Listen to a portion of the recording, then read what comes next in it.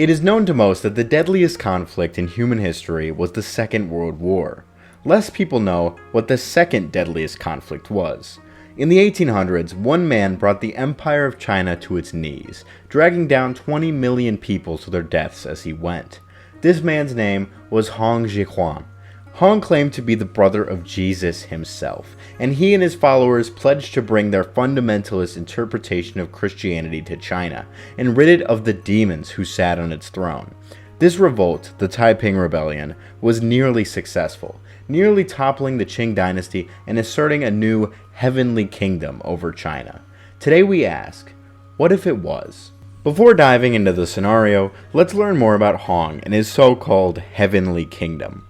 Hong was born Hong Xiuquan in 1814 as the youngest son of a Hakka family, an ethnic minority in the south of China. For his entire early life, Hong was prepped to take the illustrious Qing entrance exam. Passing the exam was the only real way to move up in Qing society. With only a 1% success rate, the exam was near impossible. After failing the exam 3 times, Hong suffered a complete mental breakdown, during which he would experience a series of visions of one elderly and one middle-aged man telling him he was destined to take up his sword against the ethnically Manchu Qing dynasty.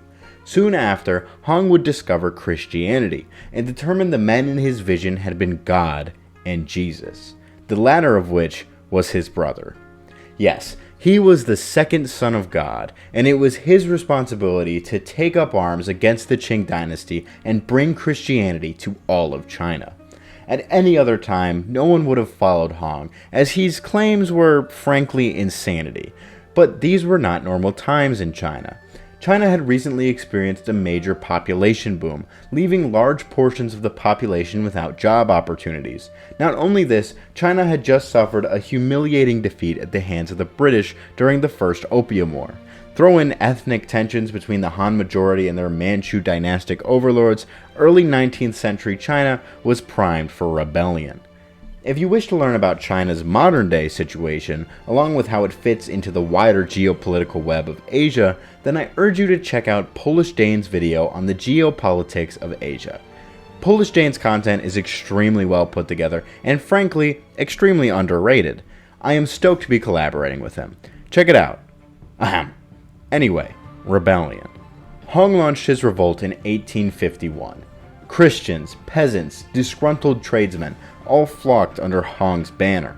This small-scale revolt soon became a mass rebellion. Hong's forces would come to occupy much of southern China, including Nanjing, which was promptly made the capital of the newly declared Taiping Heavenly Kingdom, and renamed to Tianjin. Hong ran the Heavenly Kingdom with a level of Christian fundamentalism never quite seen before, with death penalties handed out for any who drank, smoked, or engaged in sexual activities, even with their own spouse. On top of this, the Taiping conducted a war of terror against the Qing, slaughtering civilians who refused to convert to the Heavenly Kingdom's cause, and killing any Manchus they could get their hands on. They would come within miles of the Qing capital of Beijing in 1854. Alas, it was not meant to be. The Taiping would never capture Beijing, and for the next few years, the Qing dynasty would slowly whittle the Heavenly Kingdom down as the death toll climbed. So what if in an alternate timeline, the Taiping Heavenly Kingdom was successful? What if the Qing dynasty had been toppled and replaced by this fanatical Christian kingdom? Let's explore. Our divergent point would be October of 1854, where the Taiping forces storm Beijing, instead of redirecting Tianjin and allowing the Qing to reinforce the city. Instead, the Qing capital falls. The northern expedition then meets up with the western expedition in 1855, encircling much of central China. What follows is a collapse of the Qing Empire as armies surrender and nobles flee. The Taiping Heavenly Kingdom had toppled their Manchu enemies, and now they'd taken all of China. So how would Hong Xiuquan run this new state? In short, pretty terribly. Hong almost immediately enclosed himself into his palace in Tianjin and lavished with his harem, leaving the nation to be divided up by smaller heavenly kings who could each supposedly speak to God. This means of government would now be expanded to all of China. The capital would become Hong's personal cultish city, as he lavished away within his palace walls. The rest of the state would be ran by warlordish kings, each asserting their own control and laws over the land, and surely competing with one another. I seriously doubt majority Buddhist regions, such as Tibet and Mongolia, would conform to this madness and new religion. Being so far from the capital, and with the state lacking an effective central government, these regions would fall under British and Russian influence respectively. I believe a very similar course would occur in the majority Hui Muslim Xinjiang region. Back in China, the Heavenly Kingdom would apply its more interesting policies. Hong was a believer in abolishing private property and collectivizing agriculture. Sound familiar? Anyway, something as grandiose as the agricultural restructuring of the most populous nation on the planet would require concerted effort and care to be possible.